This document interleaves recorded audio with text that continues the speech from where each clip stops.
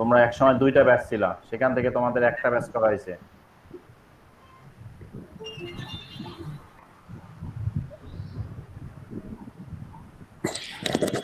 আসসালামু আলাইকুম স্যার। ওয়ালাইকুম আসসালাম।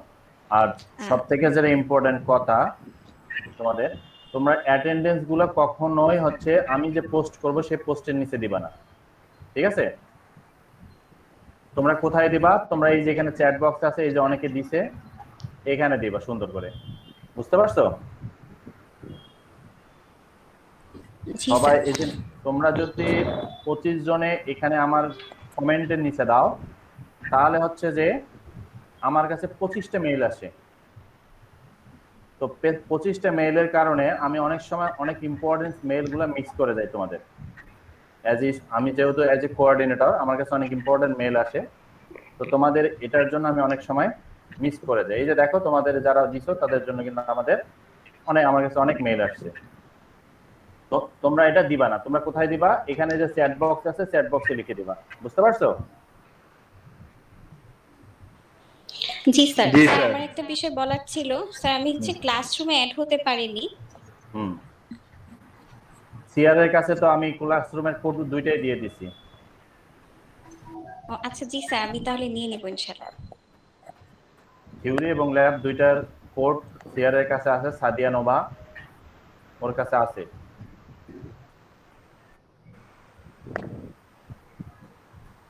ওর কাছ থেকে নিয়ে নিবা। তো যাই হোক, জি স্যার। তোমাদের ক্লাস অ্যাটেন্ডেন্স গুলো তোমরা চ্যাট বক্সে দিয়ে দিবা। আর কেউ নেক্সট টাইম থেকে আমার যে লিংক থাকবে, লিংকের নিচে দিবা না, ঠিক আছে? জি স্যার। জি স্যার। ওকে। তো আজকে আমরা অনেক ইম্পর্টেন্ট একটা জিনিস দেখব।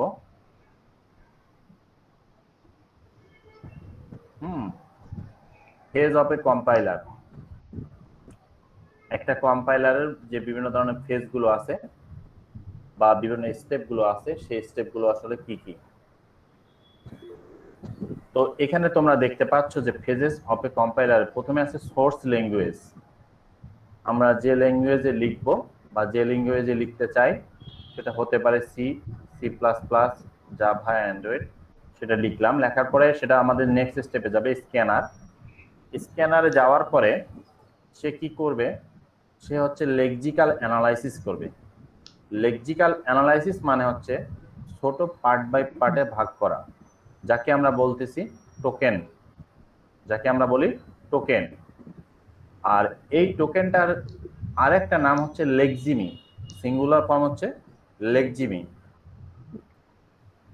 তো এই লেক্সিমি আমরা আমরা জানি আমাদের বিভিন্ন ধরনের জিনিস আছে টোকেনের মধ্যে, identifier, constant, data type, syntax, arithmetic operator, relational operator, operant, সবকিছু আছে। এই জিনিসগুলো আমরা আমাদের যে গ্রামাটিক্যাল বা আমরা যে অ্যাজ এ এক্সপার্ট হিসেবে সিম্বলিক টেবিলে অ্যাসাইন করে রেখে দিব। কম্পাইলার যখন কোনো সোর্স ল্যাঙ্গুয়েজ পাবে, সে প্রথমে সেটাকে লেক্সিমি বা টোকেনে ভাগ করবে। সেটা কার উপর বেসিস করে? এই সিম্বলিক টেবিলের উপর বেসিস করে। এই সিম্বলিক টেবিলের উপর বেসিস করে সে যদি কোনো কারণে মিসম্যাচ পায়, তাহলে সে ইরর দেখাবে। এখন তোমরা অনেকে আছো যারা জানো, তোমরা ইন্টিজার বানান সিতে মনে করো আইএনটি, ছোট হাতের আইটা থাকে, সেটা তোমরা বড় হাতের আইএনটি দিলা, তাহলে কিন্তু সেটা ইরর দেখাবে। কেন দেখায়? আমি এই সিম্বলিক টেবিলে ডাটা টাইপ হিসেবে আইএনটি এটা পারমিট করে রাখছি। এই কারণে কিন্তু স্ক্যানার যখন টোকেনাইজ করে, তখন সেটাকে ইরর হিসেবে দেখায়। কিন্তু একই জিনিস যখন তুমি জাভা নেটবিনে করবা, ইন্টিজার বানান INTEGER, সেটা তুমি যদি লিখো তাহলে কিন্তু সেটা ইরর ধরে না। কেন? ওই যে জাভার যে নেটবিন আছে কম্পাইলার, সেখানে কিন্তু আমার এই সিম্বলিক টেবিলে সেই ইন্টিজারটাকে অ্যাসাইন করা আছে। তো আমরা সিম্বলিক টেবিলের ভিতরে আমাদের যে টোকেন আছে, সেই টোকেনটাকে আমরা নিজের মতো করে সাজাবো। আমি যে কম্পাইলার তৈরি করতে চাই, আমার কম্পাইলারে আমি যে যে জিনিস পারমিট করতে চাই, সেই জিনিসগুলো রেখে দিব, তাহলে সে ইরর ধরবে না। আর স্ক্যানারের কাজ হচ্ছে স্ক্যান করার পরে সেটাকে টোকেনে কনভার্ট করা। এর পরে যে স্টেপটা আছে, সেই স্টেপটা হচ্ছে পার্স পার্সার সিনট্যাক্স পার্সার বা সিনট্যাক্স অ্যানালাইসিস। এই পার্সার করে কি, পার্সার হচ্ছে একটা পার্সিং ট্রি তৈরি করে। গতদিন আমরা দেখেছি একটা পার্সিং ট্রি আমরা তৈরি করছিলাম। তো এই পার্সার ট্রিটা সিনট্যাক্স অ্যানালাইসিস করে। আমরা যে যে সিনট্যাক্স গুলোকে অ্যাসাইন করে রাখছি সেই সিনট্যাক্স যদি সিম্বলিক টেবিলের সাথে ম্যাচ করে তাহলে সে ইয়েস রিটার্ন করে, আর যদি না করে তাহলে ইরর হ্যান্ডেলে গিয়ে সে ইরর দেখায়। থার্ড স্টেপে আসার পরে সেমান্টিক অ্যানালাইসিস বা আইসি জেনারেট যেটাকে বলা হচ্ছে। প্রত্যেকটা ল্যাঙ্গুয়েজের একটা সিনথেটিক পার্ট থেকে একটা সেমান্টিক পার্ট থাকে। সিনথেটিক পার্টটা হচ্ছে স্ট্রাকচার। একটা বিল্ডিং এর যেমন স্ট্রাকচার থাকে, বিভিন্ন ধরনের কলাম থাকে, বিম থাকে, সেটাকে বলা হয় স্ট্রাকচার। আর সেটার ভিতরে আমরা যখন ডেকোরেশন করি সেটা একটা গ্রামার মেনটেন করে আমরা ডেকোরেশনটা করি। ঠিক একইভাবে আমরা যে কম্পাইলার আছে সেই কম্পাইলারের একটা ব্যাকরণ আছে, প্রত্যেকটা জিনিসের একটা ব্যাকরণ আছে, সেই ব্যাকরণটাকে বলা হচ্ছে সেমান্টিক।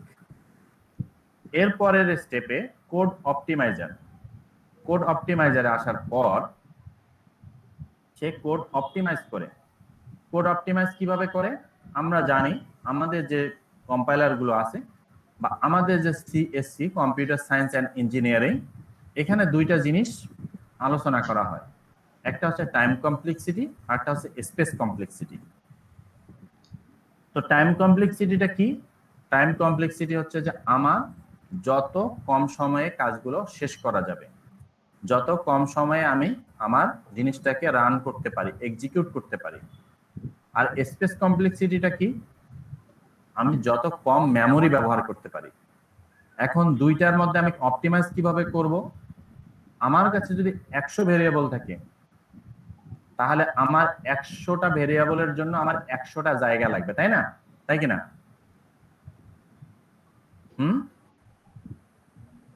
তোমরা কি ঘুমায় গেছো না শুনতেছো? শুনতেছি স্যার। 100টা ভেরিয়েবলের জন্য আমার 100টা জায়গা লাগবে, তাহলে অবশ্যই স্পেস আমার বেশি লাগছে। আবার 100টা ভেরিয়েবলের জন্য যদি আমি অলমোস্ট 50টা অপারেশন করি তাহলে আমার 50 সেকেন্ড, যদি আমি একটা অপারেশনের জন্য যদি 1 সেকেন্ড করে ধরি তাহলে আমার 50টা অপারেশনের জন্য 50 সেকেন্ড লাগবে। এখন অবশ্যই তাহলে আমার জায়গাটাও বেশি লাগতেছে, সময়টাও বেশি লাগতেছে, কিন্তু কোড আমার ঠিক আছে, কোডে কোনো সমস্যা নেই, কোড রানও করবে, আমাকে আউটপুটও দেখাবে, কিন্তু এখানে আমার হচ্ছে টাইম এবং স্পেস দুইটাই বেশি লাগতেছে। তো আমরা জানি অনেক সময় যে একটা ভেরিয়েবল দিয়ে অনেক কাজ করা যায়, সেই ভেরিয়েবল দিয়ে যোগ করে আবার সেই ভেরিয়েবলের মধ্যে রাখা যায়। একটা যোগ যদি করো, এ এবং বি দুইটা ইনপুট নাও, তাহলে তুমি চাইলে এ সমান সমান এ প্লাস বি দিয়ে রাখলেও এর মধ্যে অ্যাসাইন করে রাখতে পারো, তাই না? এর মধ্যেই কিন্তু রাখতে পারো এবং প্রিন্টএফ এ দাও, তাহলে একটা, আবার এ বি তুমি নিলা, সাম নামে আরেকটা ভেরিয়েবল নিলা, এই সামের মধ্যে তুমি সমান সমান এ প্লাস বি দিলা, আবার এই সামকে তুমি আরেকটা ভেরিয়েবলের মধ্যে নিলা, তাও কিন্তু ভুল হবে না, কিন্তু এখানে হচ্ছে স্পেস এবং অপারেশনটা বেশি হয়ে যাবে। এই কারণে কিন্তু আমাদের কোড অপটিমাইজেশনের দরকার পড়ে। তখন যখন তোমাদের কোড অপটিমাইজেশন করবে, তোমরা যারা অনেকে তোমাদের ব্যাচ থেকে অনেকেই প্রোগ্রামিং করো, কম্পিটিটিভ প্রোগ্রামিং, তো কোড অপটিমাইজেশনের যখন দরকার পড়বে তোমাদের হচ্ছে প্রথমে হচ্ছে ভেরিয়েবল কমাইতে হবে। কি কমাইতে হবে? ভেরিয়েবল কমাইতে হবে, স্যার। আর দ্বিতীয়ত হচ্ছে তোমাদের অপারেশন কমাইতে হবে। এখন অপারেশন কিভাবে তুমি কমাবা? অপারেশন অবশ্যই কমানো যায়। দেখা যাচ্ছে আমরা অনেক সময় একটা জায়গায় অপারেশনের দরকার নেই, তারপরে সেখানে অপারেশন করে একটা ভেরিয়েবলের মধ্যে রেখে দিছি। অনেক সময় অনেকে কোড পার্ট বাই পার্ট করতে ভালোবাসে, তো এই কারণে কিন্তু আমাদের টাইম লিমিটটা খেয়ে যায়, ঠিক আছে? আবার অনেক সময় আমরা যে কাজটা ফাংশন কল না করলেও হবে, তারপরে সেটাকে আমরা ফাংশন কল করি। হ্যাঁ, হয়তো আমরা কোন একটা আর্গুমেন্ট দিয়ে সেখানে প্যারামিটার পাস করতেছি, সেই প্যারামিটার সেখানে একটা অপারেশন করার পরে সেই ভ্যালুটা আমাদেরকে রিটার্ন করতেছে, তো স্বাভাবিকভাবে এটাতে আমাদের সময়টা বেশি লাগতেছে। কিন্তু আমরা যদি ওই মেইন ফাংশনের ভিতরে দুইটা যোগ করে যদি আমরা দেখাই তাহলে কিন্তু সময় এবং স্পেস দুইটাই আমাদের কম লাগবে। তো এভাবে তোমাদের অপটিমাইজেশন জিনিসটা শিখতে হবে। আর অপটিমাইজেশন, কোড অপটিমাইজেশন জিনিসটা অনেক বেশি ইম্পর্টেন্ট একটা জিনিস। এরপরে আসো কোড জেনারেটর। কোড জেনারেটর বলা হয়েছে সেটাকে যে এইখানে আসার পর আমরা মেশিন ল্যাঙ্গুয়েজ তৈরি করব। কি ল্যাঙ্গুয়েজ তৈরি করব? Machine language. এইখানে আসার পরে আমরা আমাদের যে সোর্স ল্যাঙ্গুয়েজ আছে সেটাকে আমরা মেশিন রিডেবল ল্যাঙ্গুয়েজে কনভার্ট করব। তো মেশিন রিডেবল ল্যাঙ্গুয়েজ কি? আমরা বিভিন্ন ধরনের রেজিস্টার ইউজ করব, আইসি ইউজ করব। আমরা সোর্স ল্যাঙ্গুয়েজের মাঝখানে সোর্স ল্যাঙ্গুয়েজের মধ্য দিয়ে যে ইনস্ট্রাকশন গুলো পাঠিয়ে দিয়েছি সেই ইনস্ট্রাকশন গুলোকে মেশিন রিডেবল, মেশিন যাতে বুঝতে পারে সেই অবস্থায় নিয়ে যাব, সেগুলোকে বলা হচ্ছে কোড জেনারেশন। তো কোড জেনারেশনে আসার পরে তোমরা দেখতে পারবা এখানে বিভিন্ন ধরনের রেজিস্টার ইউজ করা হয়। সব থেকে মোস্ট যে ইম্পর্টেন্ট রেজিস্টার সেটাকে বলা হয় একুমুলেটর রেজিস্টার। একুমুলেটর রেজিস্টার হচ্ছে যে সব ধরনের র্যামের মতন একটা কাজ, সে সবকিছু টেম্পোরারি নিজের মধ্যে রেখে দেয় এবং যদি কারো দরকার পড়ে সে সেটাকে সাপ্লাই করে। এই জিনিসটাকে বলা হয় একুমুলেটর রেজিস্টার। এরপরে আছে বেজ রেজিস্টার। বেজ রেজিস্টার অনেকটা ফিক্সড করে রেখে দেয়, রোমের মতো কাজ করে, বা হার্ড ডিস্কের মতো কাজ করে। সে পার্মানেন্টলি রেখে দেয়, যতক্ষণ না পর্যন্ত তুমি সেখান থেকে ইরেজ করতেছো সে সেখানে রেখে দিবে। তো এরপরে আসে কাউন্ট রেজিস্টার। তোমরা জানো আমাদের কোডিং এর একটা ইম্পর্টেন্ট জিনিস হচ্ছে লুপ, একটা কাজ বারবার করে বারবার করা। সেই জিনিসটা হচ্ছে কাউন্ট রেজিস্টার হচ্ছে করে। এরপরে আছে ডেস্টিনেশন রেজিস্টার। ডেস্টিনেশন রেজিস্টার হচ্ছে তোমার যে আউটপুটটা আছে সেই আউটপুটটাকে সে ডেস্টিনেশন রেজিস্টারের মাঝখানে রেখে দেয়। এই গেল কোড জেনারেটর, মেশিন ল্যাঙ্গুয়েজ। আমরা দেখবো অবশ্যই এগুলো সবগুলো স্টেপই দেখবো। এরপরে হচ্ছে সে টার্গেট ল্যাঙ্গুয়েজ। টার্গেট ল্যাঙ্গুয়েজ মানে হচ্ছে পুরো কোডটাকে সে মেশিন রিডেবল করে দেয়। এই হচ্ছে একটা কম্পাইলারের ফেজ। বুঝতে পারছো? বুঝতে পারছো স্যার কোড অপটিমাইজেশন যদি স্যার সংক্ষেপে একটু আবার একটু বলেন।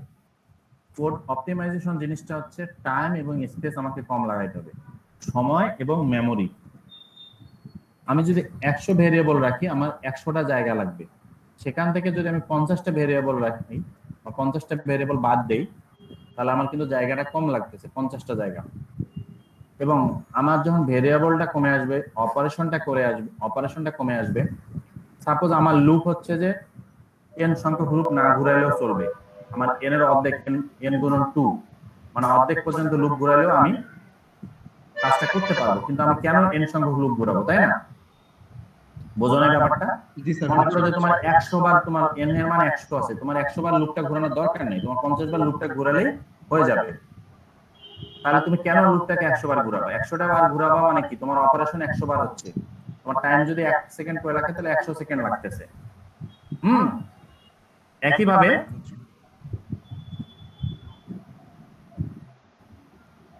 তোমাদের অর্ধেক লুপ যদি ঘুরে, বা তোমরা অনেক সময় দেখা যাচ্ছে যে সার্চিং যে টেকনিক গুলা করো, অনেক সময় দেখা যায় যে কোন সার্চিং এর সাথে অনেক সার্চিং হচ্ছে একটু লেন্দি সার্চিং। তোমরা যদি কুইক শর্ট করো অবশ্যই সেটা অনেক লেন্দি, মার্জ শর্ট যদি করো অবশ্যই সেটা লেন্দি, যদি সিলেকশন শর্ট করো তাহলে এক ধরনের, যদি বাবল শর্ট করো তাহলে এক ধরনের, যদি ইনসারশন শর্ট করো তাহলে এক ধরনের। তাহলে অবশ্যই কোডিং করার সময় তোমরা অনেক সময় দেখো যে একটা জিনিসের সাথে আরেকটা জিনিসের যখন কম্পারিজনে যাও, মনে যেটা চাইছে সেটা করে দাও। কিন্তু গুড কোডিং এটা না। গুড কোডিং হচ্ছে যে তোমাকে জানতে হবে যে তুমি কোন ধরনের কম্পারিজনটা করতে চাচ্ছ, এই কম্পারিজনের সবথেকে অপটিমাইজেশন টেকনিকটা কি। তুমি একটা কাজ ইনসারশন শর্ট দিয়েও করতে পারো, বাবল শর্ট দিয়েও করতে পারো, কুইক শর্ট দিয়েও করতে পারো, মার্জ শর্ট দিয়েও করতে পারো, বাকেট শর্ট দিয়েও করতে পারো। তাহলে কোনটা অপটিমাইজেশন সেটা তোমার খুঁজে বের করতে হবে এবং সেটা তোমার ইমপ্লিমেন্ট করতে হবে। ঠিক আছে?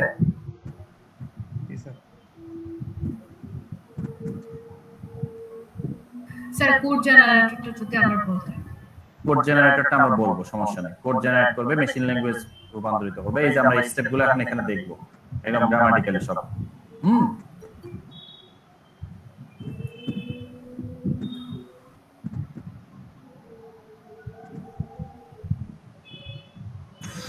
দেখো ট্রান্সলেশন অফ স্টেটমেন্ট, একটা স্টেটমেন্ট যখন আমরা কোডিং এ লিখি সেটা আসলে যে আমাদের বিভিন্ন যে ফেজ বলতেছি সেই ফেজে আসলে কিভাবে হয় আমরা কোডিং এ যখন লিখি, কম্পাইলারে লিখি যখন, তখন এইটা লিখি, তাই না? এটা লিখি কিনা? হ্যাঁ, জি স্যার লিখি। জি স্যার। এই এতটুকু অংশ আমরা লিখি। এই অংশটুকু লেখার পর আমাদের কম্পাইলার আমাদেরকে একটা আউটপুট দেয়। কিন্তু মাঝখানে আসলে যে ঘটনাগুলো ঘটে, সেই ঘটনাগুলোকে আমরা নিয়ে আলোচনা করব। আমাদের প্রথম যে ঘটনাটা ছিল বা স্টেপটা ছিল, সেটা ছিল লেক্সিক্যাল অ্যানালাইজার বা স্ক্যানার। এখানে যে স্ক্যানার বা লেক্সিক্যাল অ্যানালাইজার, লেক্সিক্যাল অ্যানালাইজার কি করে, সে সেটাকে identifier, token, constant, operator, operand এগুলোতে ভাগ করে ফেলে। যেহেতু রেজাল্ট এ, বি, এগুলো এক একটা আইডেন্টিফায়ার, এগুলো এক একটা কি আইডেন্টিফায়ার। কম্পাইলার এগুলোকে আইডি 1, এরপরে সমান সমান, প্লাস, স্টার বা মাল্টিপ্লিকেশন, এগুলোকে বলা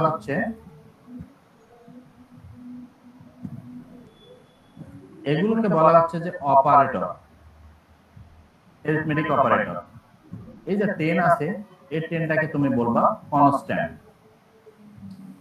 তো এই জিনিসগুলোতে সে টোকেনাইজ করে নেয়। কিভাবে? রেজাল্টকে সে আইডি 1 সমান সমান, এ কে সে আইডি 2 প্লাস, বি কে সে আইডি 3 স্টার, এরপরে 10 কে সে নিয়ে নেয়। এইভাবে লেক্সিক্যাল অ্যানালাইজার তুমি যে সোর্স ল্যাঙ্গুয়েজ দিছো, সেই সোর্স ল্যাঙ্গুয়েজকে সে টোকেনে ভাগ করে ফেলে বা টোকেনে কনভার্ট করে ফেলে। এখানে তোমরা একটা সিম্বলিক টেবিল দেখতে পাচ্ছ। সিম্বলিক টেবিলটা এরকম ভাবে সাজানো থাকে রো এবং কলামে। Result A, B, A result এখানে এসে এর সাথে ম্যাচ করে। যদি রেজাল্ট নামে কোনো আইডেন্টিফায়ার তুমি অ্যাসাইন করে থাকো, তাহলে সে ওকে, আর যদি না করে থাকো তাহলে সে এরর। এই তোমরা যারা পিছনে আসতেছো এই আধা ঘন্টা পর বা 35 মিনিট পর, তোমরা কি কি কি জন্য দেরি করতেছো? হ্যাঁ, সাজ্জাদ হোসেন,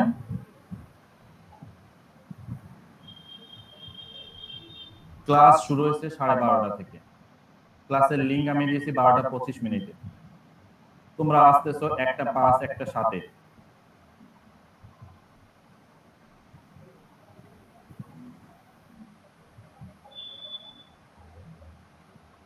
তো এই লেক্সিক্যাল অ্যানালাইজার কি করতেছে? ID 1 equal ID 2 plus ID 3 into 10, এটাতে সে কনভার্ট করে ফেললো। এরপরে আসো আমাদের সিনট্যাক্স অ্যানালাইজার। এটা একটা কি করবে? পার্সার ট্রি তৈরি করবে। তো পার্সার ট্রিটা কিভাবে তৈরি করে? আমরা গতদিনও বলছি যে কম্পাইলার সবসময় ডান সাইড থেকে কাজ শুরু করে। তো ডান সাইড থেকে কাজ শুরু করার ফলে সে যখন পার্সার ট্রি তৈরি করে, আমরা এও বলছি যে মাঝখানে যে অপারেটরটা থাকবে, সে অপারেটরটা রুট হিসেবে কাজ করবে। সে অপারেটরটা কি হিসেবে কাজ করবে? রুট হিসেবে। তো এখানে যেহেতু ডান পাশ থেকে কাজ শুরু হলো, সেহেতু এখানকার রুট হবে এ মাল্টিপ্লিকেশন। মাল্টিপ্লিকেশনটা এখানে আসলো এবং এর বাম সাইডে হবে আইডি 3 এবং ডান সাইডে হবে 10।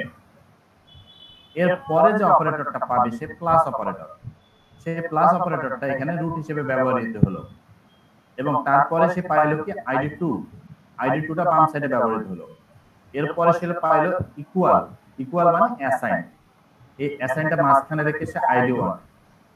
তাহলে এই ট্রিটা পার্সার ট্রি তৈরি হলো। এই ট্রিটা যখন তুমি আলোচনা করবা, দেখো আইডি 1 সমান সমান আইডি 2 প্লাস আইডি 3 ইনটু 10, বা তুমি যদি নিচ থেকে আলোচনা করো আইডি 3 ইনটু 10 প্লাস আইডি 2, এই পুরো অপারেশনটা করে কার মধ্যে অ্যাসাইন করে দেব? আমরা আইডি 1 এর ভিতরে। বুঝছো কি বোঝো না?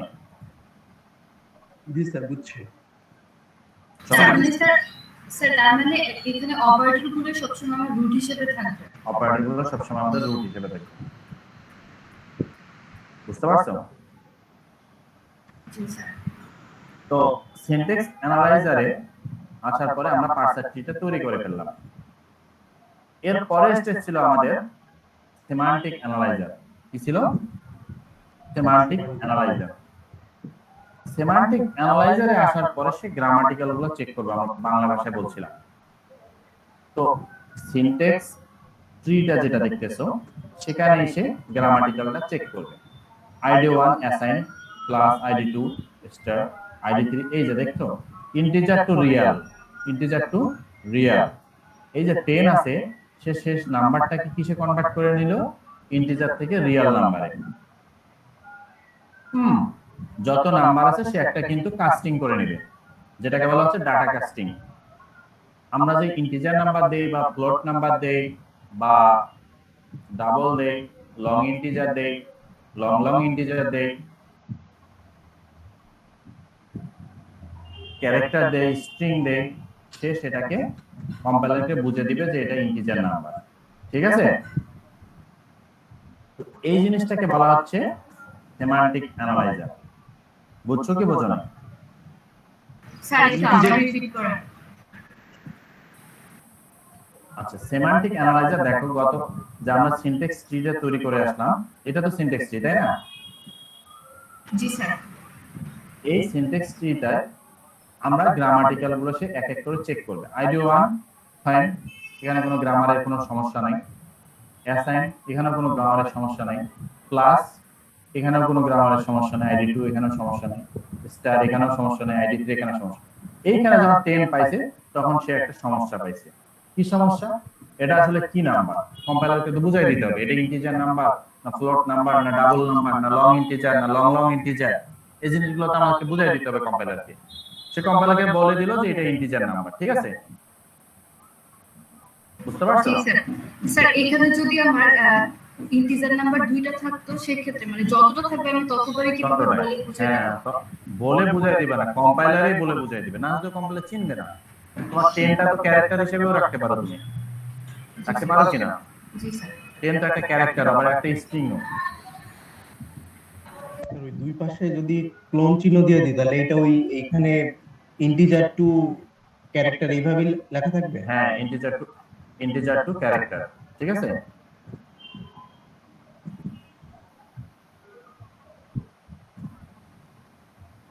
এবার আসো আমাদের পরের যে স্টেপটা ছিল সেই স্টেপটা কি ছিল দেখো তো। কোড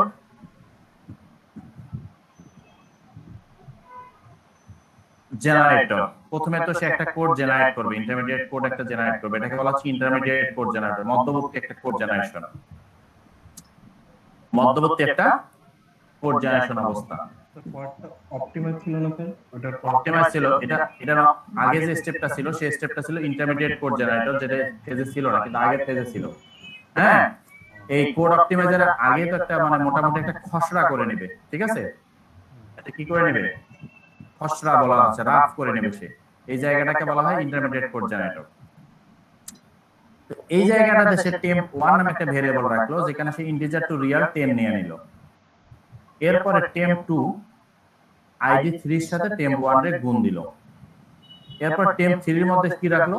ID2 এর সাথে আর temp2 যোগ করলো এবং ID1 এর ভিতরে এই temp3 টা সে রেখে দিল। এইটাই তো কোডিং হওয়ার কথা, তাই না? এটা তো কোড হওয়ার কথা। মানে স্যার অ্যালগরিদমের মতো করে নিছে। অ্যালগরিদম না, এটা কোডিং করে নিছে সে। temp1 একটা ভেরিয়েবল, ঠিক আছে? কোলনটা একদম স্যার অ্যালগরিদমের মতো লাগতেছে, যে কোলন দিয়ে তারপরে ইকুয়াল। হ্যাঁ, এগুলো তো ইকুয়াল অ্যালগরিদমের টাইপে লিখে রাখছে, এটা একটা খসড়া জিনিস বোঝানোর ক্ষেত্রে। temp1 টাকে সে কি রাখলো? ইন্টিজার রিয়াল, মানে সে ইন্টিজার নাম্বারে একটা নিয়ে নিল এবং temp2 একটা ভেরিয়েবল, সেটাকে সে ID3 এর সাথে গুণ দিল। কারণ আমাদের এটাই তো হওয়ার কথা ছিল। প্রথমে কি ছিল আমাদের স্টেটমেন্টটা? এই যে এখানে গুণ করার কথা ছিল, তারপরে যোগ, তারপরে রেজাল্ট, তাই না? তাহলে প্রথমে গুণ করলো, তারপরে সে যোগ করলো, তারপরে অ্যাসাইন করলো। এটা ছিল আমাদের ইন্টারমিডিয়েট। কিন্তু কোড অপটিমাইজার আসার পরে দেখো কি হয়ে গেছে। কোড অপটিমাইজার কোড কি করলো? এখানে আমার একটা, দুইটা, তিনটা ভেরিয়েবল লাগলো। ঠিক আছে, আমার অনেকগুলো অপারেশন হইলো। কিন্তু কোড অপটিমাইজার আসার পরে জাস্ট temp1 ID3 গুণন 10.0 ID3 এর সাথে গুণ দিল এবং ID1 is equal two ID1 plus temp1। মাত্র একটা ভেরিয়েবল ইউজ করলো। মাত্র কয়টা ভেরিয়েবল ইউজ করলো? একটা ভেরিয়েবল। মাঝখানে যখন ইন্টারমিডিয়েট কোড জেনারেটর ছিল তখন কিন্তু এখানে তিনটা ভেরিয়েবল ছিল। আর এখানে এসে আমরা একটা ভেরিয়েবল দিয়ে কাজটা শেষ করে ফেললাম। এই জিনিসটাকে বলা হচ্ছে অপটিমাইজেশন। এবং অপারেশন আমার কমে গেল। এখানে ছিল আমার একটা, দুইটা, তিনটা, চারটা অপারেশন, এখানে আমার দুইটা অপারেশনে কাজ শেষ। বুঝতে পারছো জি স্যার। অপটিমাইজেশনটা মজার না? অপটিমাইজেশন হ্যাঁ স্যার। যদি অপটিমাইজ ওয়েতে কাজ করতে পারো গুগলে জব পাবো, যদি অপটিমাইজ ওয়েতে কাজ না করো গুগল কোনোদিন ডাকবে না। কারণ ওরা শুধুমাত্র অপটিমাইজেশন কোডারদেরই নেয়, যারা কোড অপটিমাইজ করতে পারে। কোড করতে পারে সেটা কথা না, কোড অপটিমাইজ করতে পারে কিনা এই জিনিসটা ওরা দেখে। বুঝতে পারছো? বড় বড় সফটওয়্যার ফার্মগুলো এটা করে। দেখো একটা কোড কত অপটিমাইজ ওয়েতে সুন্দর মতো করতে পারো, এটাই ওরা দেখে। এরপর কোড জেনারেটর, যেটাকে আমরা মেশিন ল্যাঙ্গুয়েজ বলতেছি। যেটাকে আমরা কি ল্যাঙ্গুয়েজ বলতেছি? Machine language. তো তোমরা তো অ্যাসেম্বলি ল্যাঙ্গুয়েজ করো নাই, তাই তোমাদের কাছে এটা একটু ডিফারেন্ট মনে হতে পারে। এটা হচ্ছে অ্যাসেম্বলি ল্যাঙ্গুয়েজ বা মেশিন রিডেবল ল্যাঙ্গুয়েজ। এটাতে কি করতেছে? মুভ এক্স আইডি3। আমি যে অ্যাকুমুলেটর রেজিস্টার বলছি, এই অ্যাকুমুলেটর রেজিস্টারের দুইটা পার্ট আছে, একটা হচ্ছে এক্স আর একটা হচ্ছে এএল। অ্যাকুমুলেটর রেজিস্টার 8086 মাইক্রোপ্রসেসরের, এটা হচ্ছে 16 বিটের রেজিস্টার। 8 বিট হচ্ছে এক্স এর জন্য বরাদ্দ থেকে, 8 বিট হচ্ছে এএল এর জন্য বরাদ্দ থেকে। কথা বুঝছো? জি স্যার। জি স্যার। কি বুঝছো বলো তো? 16টা রেজিস্টার থাকে, এর ভিতরে 8টা বিট হচ্ছে এএল এর জন্য আর 8টা হচ্ছে এএক্স এর জন্য। আর কোন প্রসেসর সেটা? 8086। 8086। এটা অবশ্যই মনে রাখতে হবে, কারণ অসংখ্য প্রসেসর আছে। 8086, 80286, 80186, 8085। ঠিক আছে? তো আমরা যারা স্ট্যান্ডার্ড বা এখন যে কাজগুলো করা হয় সেগুলো হচ্ছে 8086 দিয়ে। আগে যে কম পিসি গুলো ছিল সেগুলো ছিল 8085 এর। বুঝতে পারছো? তো এই এক্স একটা অ্যাকুমুলেটর রেজিস্টার। এই অ্যাকুমুলেটর রেজিস্টারে আমরা আইডি3 কে মুভ করালাম, মানে এই এক্স এর ভিতরে আমরা আইডি3 রাখলাম। এবার মুভ বিএক্স, এটা বেস রেজিস্টার, যার মাঝখানে আমরা কে রাখলাম? 10 কে রাখলাম। এই হ্যাশ যদি কোনো নাম্বার, ইন্টিজার নাম্বার বা কোনো নাম্বার আসে তাহলে হ্যাশ চিহ্ন দিয়ে প্রকাশ করতে হয়। স্যার তাহলে যদি এখানে যদি ইন্টিজার না হয় ডাবল হতো তাহলে কি আমরা হ্যাশ ইউজ করতাম? আরে ডাবলে তো, এটা তো ইন্টিজার না, ডাবলে তো দেখতে পাচ্ছ। দশমিক দেখো না? ও আচ্ছা হ্যাঁ। ইন্টিজারে সবই ডাবল। 10 কে আমরা বিএক্স এর মধ্যে নিয়ে নিলাম। এবার মাল্টিপ্লিকেশন বিএক্স। আমি আগে বলছি যে অ্যাকুমুলেটর রেজিস্টার হচ্ছে যদি কারো দরকার পড়ে তাহলে সে সাপ্লাই করে। কি করে? অনেকটা র‍্যামের মতো। এখানে আমরা এমইউএল মাল্টিপ্লিকেশন বিএক্স দিলাম। বিএক্স কার সাথে করবে? এই যে অ্যাকুমুলেটর রেজিস্টারে যে ভ্যালুটা আছে সেই ভ্যালুর সাথে বিএক্স কে সে গুণ করবে। গুণ করার পরে বিএক্স এর মধ্যে স্টোর করে রাখবে। ঠিক আছে? তারপরে কিন্তু অ্যাকুমুলেটর রেজিস্টার ফাঁকা হয়ে যাবে। বুঝতে পারছো? কোডিংটা ধরতে পারছো? এই তুমি যে একজন কোড জেনারেটর যে বললা, অ্যাকুমুলেটর রেজিস্টারে প্রথমে আইডি3 নিলাম এবং বেস রেজিস্টারে আমরা 10 নিলাম। তারপর এমইউএল, এটা ইনস্ট্রাকশন বলা হয় না, মাল্টিপ্লিকেশন ইনস্ট্রাকশন। বিএক্স যখন দিলা তখন হচ্ছে সে সেটা অ্যাকুমুলেটর রেজিস্টারের সাথে গুণ করে মাল্টিপল বেস রেজিস্টারের মধ্যে রেখে দিল। এখন অ্যাকুমুলেটর রেজিস্টার ফাঁকা। এরপরে আমরা মুভ বিএক্স, আইডি2। আইডি2 নামে আরেকটা ভ্যালু আছে, সেই ভ্যালুটাকে বিএক্স এর মধ্যে নিয়ে আসব এবং এক্স অ্যাড এক্স, বিএক্স।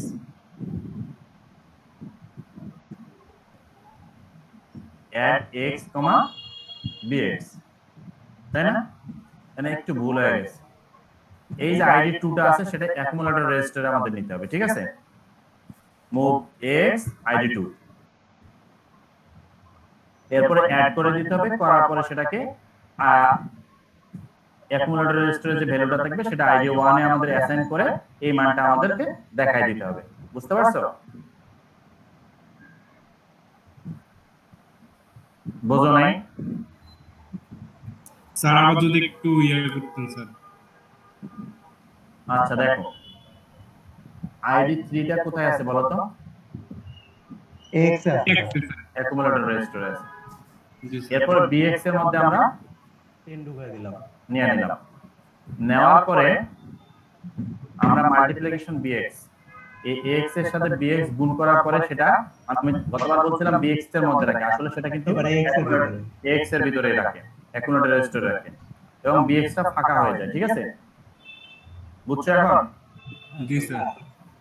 এরপরে হচ্ছে বিএক্স এর ভিতরে আরেকটা ভ্যালু আনলাম আইডি 2, এরপরে অ্যাকুমুলেটর রেজিস্টারের সাথে বেক্স রেজিস্টার অ্যাড দিলাম।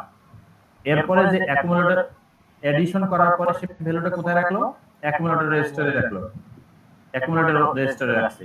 সেই অ্যাকুমুলেটর রেজিস্টার থেকে ভ্যালুটা এখন আইডি 1 এ নিয়ে আসলাম। ঠিক আছে, বুঝতে পারছো? জি স্যার। পুরো জিনিসটা কি বুঝতে পারছো এখন স্টেপগুলো? জি স্যার। এখানে দেখো কাজে অনেক ঝামেলা। আচ্ছা, এটা বুঝতেই থাকলে তো তোমরা এখন আজকে থেকে কম্পাইলার বানানো শুরু করতে পারবা।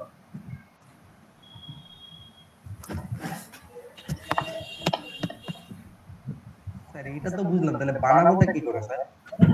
এই যে এই জিনিসগুলো বানাবা, এই জিনিসগুলো এই কোথায় কি দিয়ে বানাবো স্যার? সিম্বল টেবিলটা বানাবা।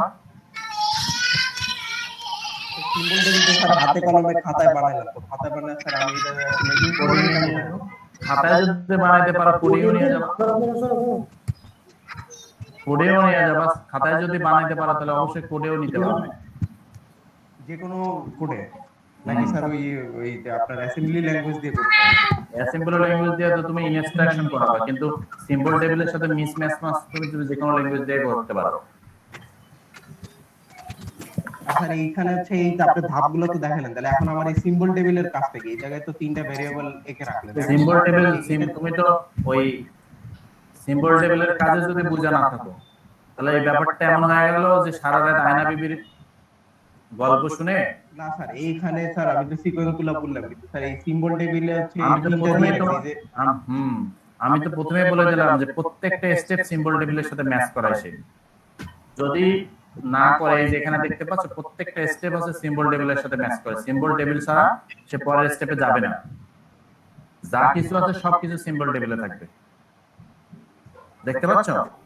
হ্যাঁ স্যার এই সিম্বল টেবিলের সাথে ম্যাচ করার পরে উপরের দিকে আবার ইরর হ্যান্ডেলার আছে, মানে সে ইরর মেসেজ দিবে, পরের স্টেপে সে যাবে না। দিন শেষে হচ্ছে সিম্বল টেবিলটাকে মেইন বা ব্রেইন বলা হচ্ছে, একটা কম্পাইলারের ব্রেইন। বুঝতে পারছো? হ্যাঁ স্যার।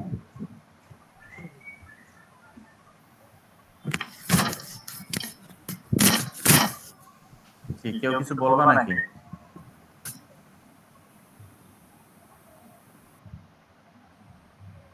তো দেখো এখানে অ্যাসেম্বলার নামে একটা অ্যাসেম্বলার আছে, যে অ্যাসেম্বলি ল্যাঙ্গুয়েজ আমরা বলতেছি। অ্যাসেম্বলার জিনিসটা কি? অ্যাসেম্বল মানে কি বলো তো? এই অ্যাসেম্বল মানে কি? আরে কত স্যার? অ্যাসেম্বল স্যার মানে একত্রিত হওয়া স্যার। একত্রিত করা বা সারিবদ্ধ করা বা একটু সুবিন্যস্ত করে রাখা, তাই না? জি স্যার। স্যার। এখানে তোমাদের সোর্স প্রোগ্রাম নেওয়া হলো। কি প্রোগ্রাম নেওয়া হলো? Source programme. সে কম্পাইলারে গেল, কম্পাইলারে যাওয়ার পরে অ্যাসেম্বলি প্রোগ্রাম। অ্যাসেম্বলি প্রোগ্রাম মানে কি? আমরা যে অ্যাসেম্বলি ল্যাঙ্গুয়েজ ইউজ করি সেই অ্যাসেম্বলি ল্যাঙ্গুয়েজ। সেই অ্যাসেম্বলার কি করলো? রিলোকেটেবল মেশিন কোডে সে কনভার্ট করব। তারপরে লোডার বা লিংক এডিটর, লোডার দিয়ে সে কি করবে? আমাদের যে মেশিন আছে সেই মেশিনের মাঝখানে লোড করবে। বুঝতে পারছো?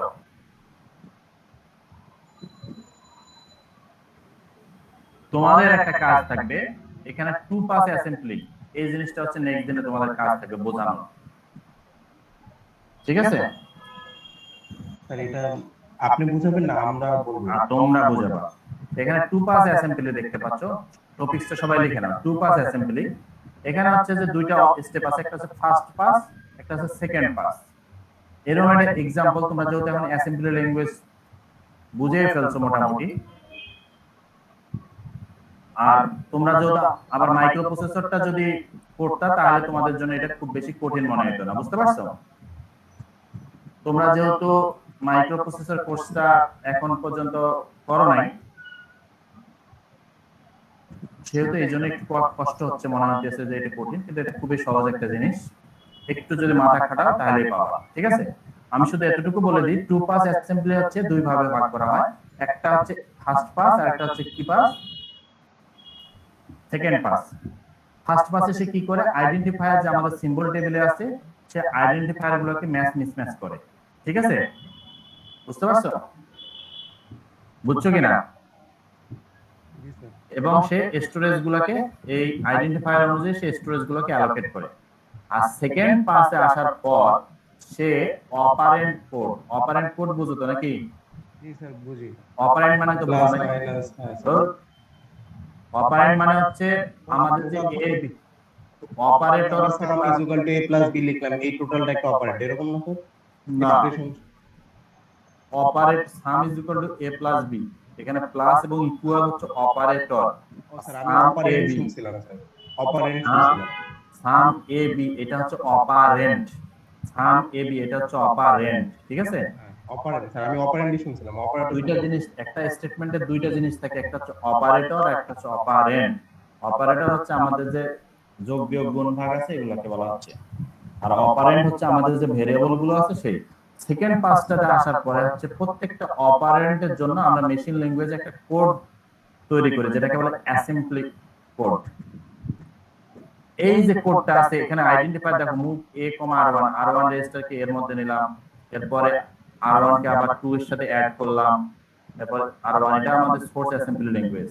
কিন্তু এই ইনস্ট্রাকশনটা যখন মেশিনে যাবে তখন আসলে কিভাবে যাচ্ছে, ফার্স্ট পাস এবং সেকেন্ড পাস, এই দুইটা জিনিস তোমাদের বুঝাইতে হবে, ঠিক আছে? বুঝছো? জি স্যার।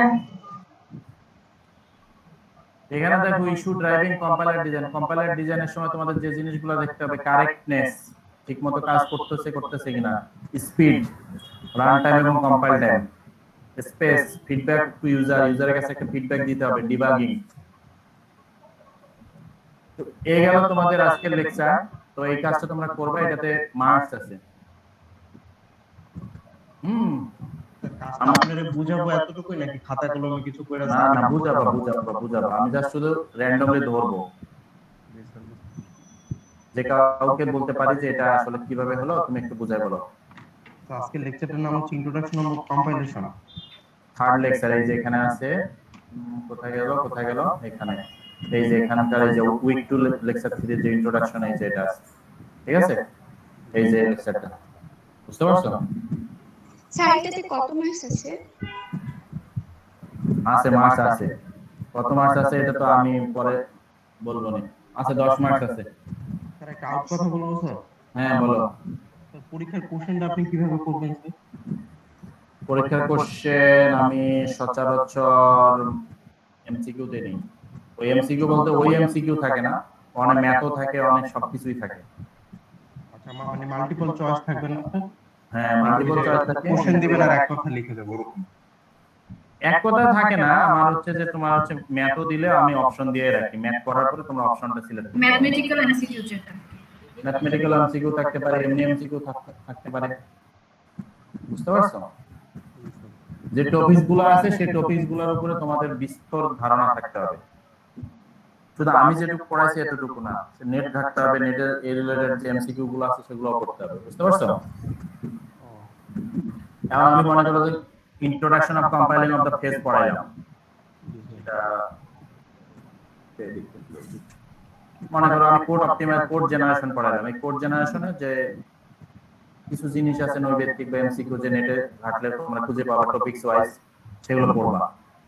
বা ফেজ অফ এ কম্পাইলার, এটা যদি টপিকসটা লেখো, লিখে যদি এর পাশে এমসিকিউ লেখো, দেখবা যে অনেক অপশন আছে এমসিকিউ, সেই জিনিসগুলো পড়তে হবে, বুঝতে পারছো? ভালো করতে স্যার ওইখানে যদি কিছু স্যার আপনার লেকচারের বাইরে থাকে তাহলে ওইখান থেকে ওগুলো করে নিতে হবে। লেকচারের বাইরে তো আসলে এমসিকিউ তে তেমন কিছু থাকবে না। এখানে আমি যা পড়াইছি এটা থেকে লেকচারের বাইরে থাকার কোনো অপশন আছে? অপশন থাকে না, হ্যাঁ অপশন থাকবে না। আর তুমিও বুঝতে পারবা যে স্যারের সাথে রিলেটেড কোনটা আছে কোনটা নাই বা কি, এটা তুমিও বুঝতে পারবা। এটা হচ্ছে যারা ভালো করতে চাও তাদের জন্য, আর যারা কোনো রকম পাস করতে চাও তারা আর কি করবা, আমি যেগুলো পড়াইতেছি এগুলাই ঠিক মতো পড়বা, পাস হয়ে যাবে। বুঝতে পারছো?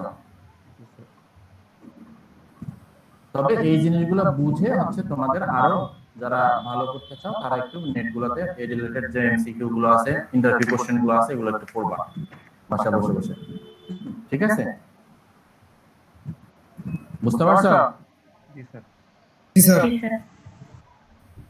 তো তোমরা যারা এখনো নিজের আইডিটা এই যে চ্যাট বক্সে দাও নাই তারা দিয়ে দাও, আর যারা দিছো তারা ভালো থেকো, আগামীকালকে দেখা হবে। চ্যাট বক্সে দিয়ে দেবো। হ্যাঁ, চ্যাট বক্সে দিবা, ভুলেও কেউ পোস্টের নিচে দিবা না। এই যে অলরেডি অনেকে দিছো, তোমাদেরকে কি বুঝাইলাম আমরা, তোমরা কি করবে? যেগুলা পোস্টে দিছো, ইমেলে পোস্টের নিচে দিছো, এগুলো সব অ্যাবসেন্ট। স্যার এবারের মতো স্যার ইয়ে করে দেন স্যার, পরবর্তীবারের ভুল হবে না। এই যে মোস্তাফিজুর, সাজ্জাদ হোসেন, ইকরামুল, মাহবুব আলম, শোভা রহমান, তোমাদেরকে আমি বললাম যে চ্যাট বক্সে দিতে।